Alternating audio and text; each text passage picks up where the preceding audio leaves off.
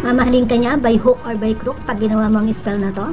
Or kung nagkalayo naman kayo, ay babalik siya sa'yo ng walang pasubali. Kumuha ng malinis na papel at red ball pen. Isulat ang pangalan ng minamahal sa isang side, so lover's name. Isulat ang pangalan mo sa kabilang side.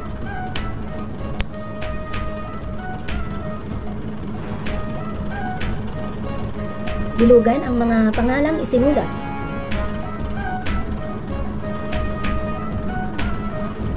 Then, i-connect sa pamamagitan ng isang line.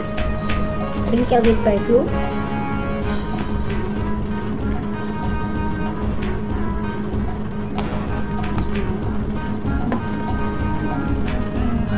I-fold ang papel na magkaharap para magkapatong sila. Saka silaban.